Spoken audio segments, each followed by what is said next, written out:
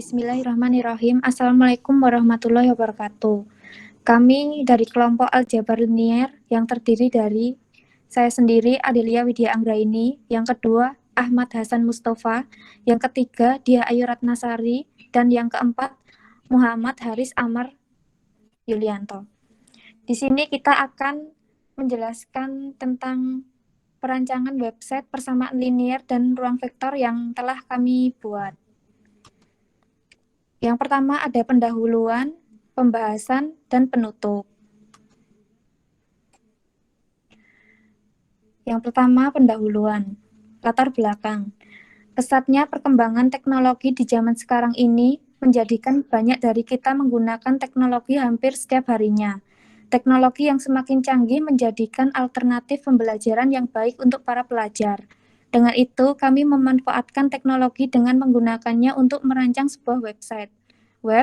Website atau situs dapat diartikan sebagai kumpulan halaman yang menampilkan informasi data teks, data gambar diam atau gerak, data animasi, suara, video, atau gabungan dari semuanya, baik yang bersifat statis maupun dinamis, yang membentuk satu rangkaian bangunan yang saling terikat di mana masing-masing dihubungkan dengan jaringan-jaringan halaman atau hyperlink. Tujuan, pada laporan ini, kami membuat website yang memuat informasi tentang persamaan linier dan ruang vektor. Tujuan dari pembuatan website ini yaitu 1. Untuk memenuhi tugas mata kuliah aljabar linier dan untuk berbagi ilmu kepada para pembaca. Yang kedua, agar pembaca tahu bagaimana cara membangun website. Dan yang ketiga, untuk memberikan informasi pembaca tentang persamaan linier dan ruang vektor dan contohnya. Metode penelitian. Metode yang digunakan untuk penelitian ini adalah metode eksperimen. Metode eksperimen merupakan bagian dari metode kuantitatif dan memiliki ciri khas tersendiri, terutama dengan adanya kelompok kontrol. Dalam bidang sains, penelitian dapat menggunakan desain eksperimen karena variabel-variabel dapat dipilih dan variabel-variabel lain yang dapat mempengaruhi proses eksperimen itu dapat dikontrol secara ketat. Sehingga dalam metode ini, penelitian memanipulasi paling sedikit satu variabel, mengontrol variabel lain yang relevan, dan mengobservasi pengaruhnya terhadap variabel terikat. Manipulasi variabel bebas inilah yang merupakan salah satu karakteristik yang membedakan penelitian eksperimental dari penelitian-penelitian lain. Yang selanjutnya akan dijelaskan oleh Mas Haris.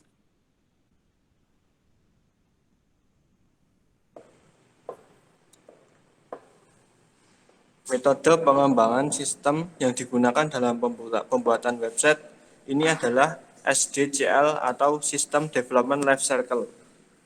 A. Perancangan. Pada tahap ini dilakukan pengenalan diagnosa dan mengidentifikasi masalah yang ada dan mencari alternatif pemecahannya. B. Analisis sistem, mendefinisikan dan memahami kebutuhan website untuk mengetahui sifat dari program yang akan dibuat, seperti fungsi yang dibutuhkan, performasi, kemampuan, dan antarmuka yang dibutuhkan. Tahapan ini harus didokumentasi dan ditunjukkan kepada pengguna sistem. C. Desain sistem. Tahap ini membuat desain aliran kerja manajemen dan desain pemrograman yang diperlukan untuk pengembangan sistem informasi, serta memberikan gambaran yang jelas bagaimana suatu sistem dibentuk. D. Tahap implementasi. Tahap implementasi merupakan tahap di mana hasil media pembelajaran berbasis web yang sudah dihasilkan dapat membantu mahasiswa sebagai motivasi dan suplemen dalam pembelajaran dan pengembangan yang dihasilkan mampu mengatasi permasalahan yang ada. Evaluasi. Pada tahap ini dilakukan evaluasi terhadap program baru apakah sudah sesuai dengan rencana atau masih perlu ada perubahan-perubahan yang diperlukan. Bab 2 pembahasan terhadap membuat website, tahapan membuat website persamaan linier dan ruang vektor. 1. Framework. Dalam pembuatan website kami menggunakan framework Bootstrap. Bootstrap adalah sebuah framework responsif yang akan menyesuaikan tampilan website di segala device. Contohnya desktop, tablet ataupun penggunaan di smartphone. Dengan penggunaan framework Bootstrap, website yang kita buat akan stabil di segala device. Dengan begitu, website yang kita buat bisa diakses menyesuaikan dengan device pengguna. Penggunaan Bootstrap sangat mudah.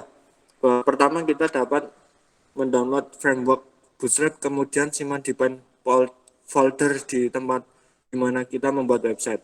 Setelah itu kita panggil framework yang sudah kita download dengan format HTML seperti di bawah ini. Dan atur tampilan CSS yang menyesuaikan tampil device. Source code Bootstrap. Ini adalah contoh source code Bootstrap yang kita gunakan. Yang selanjutnya tampilan database. Pada pembuatan website kami menggunakan database untuk menyimpan data dan untuk menampilkan data tersebut ke layar. Penggunaan database pada website sangat penting karena dengan menggunakan database kita dapat dengan mudah untuk mengelola data. Untuk memanggil database dari PHP kita harus membuat koneksi dahulu supaya database yang kita buat dapat diakses oleh PHP. Ini adalah contoh pembuatan koneksi database. Dalam pembuatan koneksi database kita perlu host user, password, dan nama database-nya apa yang akan kita koneksikan dengan PHP. Ini adalah contoh source code PHP. Selanjutnya HTML5. Dalam pembuatan website kami menggunakan HTML5 merupakan sebuah bahasa markup untuk menstrukturkan dan menampilkan isi dari World Wide Web, sebuah teknologi inti dari internet. Penggunaan HTML5 juga yaitu untuk memperbaiki teknologi HTML agar mendukung teknologi multimedia terbaru, mudah dibaca oleh manusia dan juga mudah dimengerti oleh mesin. Penggunaan HTML5 lebih sederhana dan dalam pembuatannya pun tidak berbeda jauh dengan HTML sebelumnya. Misal HTML4, ini contoh pengguna HTML5. Untuk selanjutnya akan disampaikan oleh Mas Hasan. Monggo Mas Hasan.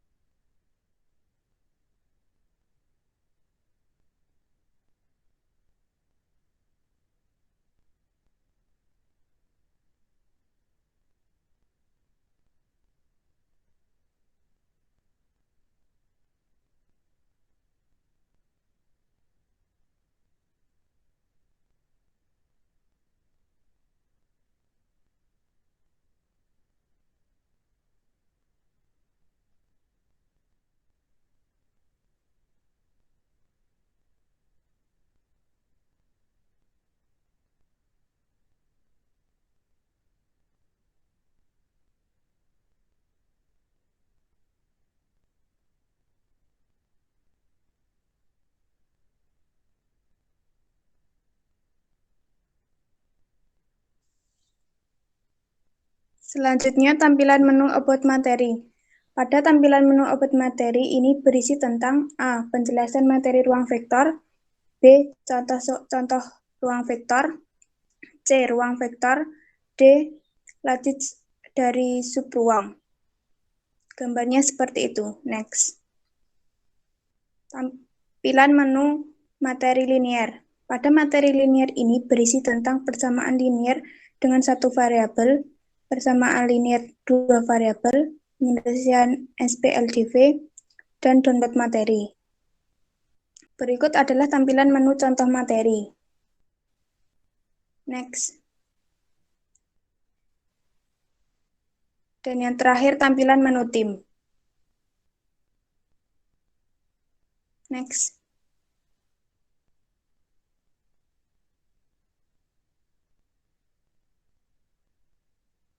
Yang terakhir, penutup. Pembahasan website yang dihasilkan belum banyak dikarenakan website ini merupakan media untuk mempublikasikan hasil-hasil kajian teori, observasi, inovasi pembelajaran, dan penelitian mahasiswa.